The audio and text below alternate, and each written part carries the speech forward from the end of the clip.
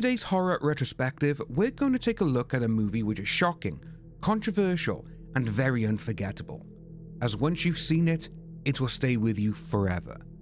Few films have pushed boundaries like this movie did.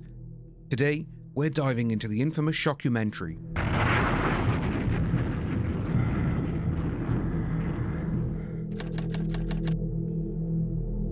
The early 1990s were a fascinating yet controversial time in the world of entertainment. The home video market was booming, and with it came a wave of underground, boundary-pushing films that bypassed mainstream cinema.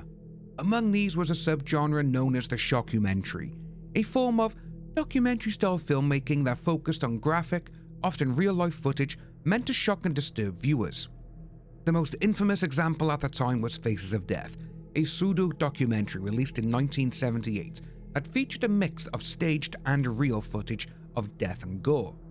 But by the time the 90s rolled around, audiences had grown more skeptical and desensitized to staged shock value. This is where Traces of Death entered the scene.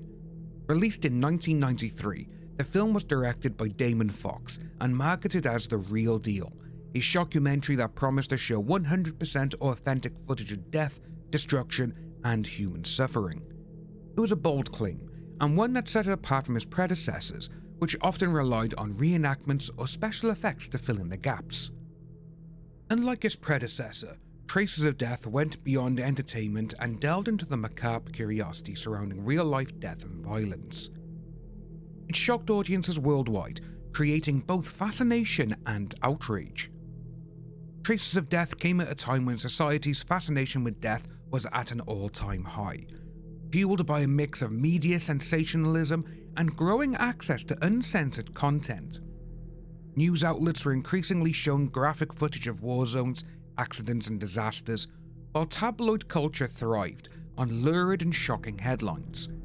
In a way, Traces of Death capitalized on this societal shift, offering audiences a voyeuristic glimpse into the raw and unfiltered realities of mortality. The film wasn't just another entry in the shockumentary genre, it was a deliberate escalation. Damon Fox leaned into the macabre curiosity of viewers who wanted to see what others dared not show. The tagline, "Real footage, no reenactments," became its defining feature and selling point, drawing in audiences who wanted to test their limits. Unlike traditional films, Traces of Death doesn't have a conventional plot. It's a compilation of graphic footage ranging from crime scenes and accidents to medical procedures and wartime atrocities. Each segment is tied together with a dark, nihilistic narration by Fox himself, combined with a haunting industrial music. Segments are presented without much context, relying on shock value and the viewer's morbid curiosity. This lack of narrative structure is intentional, designed to make the viewing experience feel chaotic and unrelenting.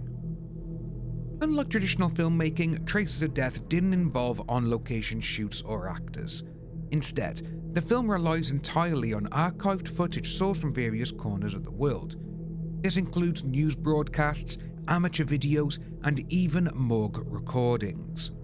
However, while the filmmakers claimed that all footage was authentic, this approach raised significant ethical questions. Did they have permission to use some of this material? How did they acquire such disturbing clips? These questions remain unanswered and have fueled the film's controversial reputation. This unconventional method of filmmaking involved significant challenges as well. Firstly, acquiring such shocking and authentic material wasn't easy, especially in the pre-internet era. The team would have had to rely on direct access to news stations, coroners, war correspondents, and even black market distributors to obtain these clips. This raised ethical questions. Did the filmmakers have legal rights to distribute some of the footage? Were the victims or their families aware, or even consenting, that their deaths or injuries were being broadcast to a global audience? Another major aspect of the filming process was the editing. Once the raw footage was gathered, the challenge was to organize it into a cohesive and intentionally disturbing experience. Damon Fox, who also served as the narrator, layered the clips with a soundtrack of dark industrial music. The soundtrack was in fact reused from the 1989 movie Robot Ninja. The music wasn't just background noise though, it was a deliberate choice to heighten the emotional intensity of each segment. The editing team worked to create a relentless, chaotic rhythm using rapid cuts and graphic transitions to ensure there were little reprieve for the viewer. The technical process, while simple by today's standards, was still grueling. Most of the footage had to be converted from various formats, such as 8mm, VHS, and even early digital sources, into a unified medium suitable for home video release. Given the sensitive nature of the material, the filmmakers likely faced backlash during production, but they persisted, claiming their goal was to showcase the harsh realities of death without censorship. When it was released in 1993, Traces of Death bypassed traditional theatres and went straight to home video. It became popular in underground circles, particularly among horror and shock enthusiasts. However, it faced significant backlash. Many countries outright banned it, citing its graphic content as exploitive and morally reprehensible. Despite, or perhaps because of it, its controversy, the film found a niche audience, spawning 4 sequels that pushed the boundaries even further. Over 3 decades later, Traces of Death remains a polarizing piece of cinema. It's often cited as one of the most extreme films ever made, inspiring discussions about censorship, the ethics of voyeurism, and humanity's fascination with death. The series has become a cult classic, attracting a dedicated following while repulsing others. Some argue that Traces of Death is a historical document, preserving the raw and unfiltered realities of life. Others see it as exploitative, catering to the base desire for shock and horror. Even though Traces of Death is in the same vein as The Faces of Death, this series is not for the faint of heart.